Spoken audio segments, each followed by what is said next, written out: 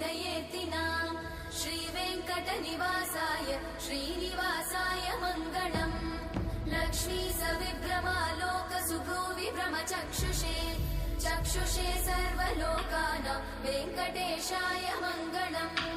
श्रीवेङ्कटाद्रिशृङ्गाग्रमङ्गलाभरणाङ्गये मङ्गलानां निवासाय श्रीनिवासाय मङ्गलम्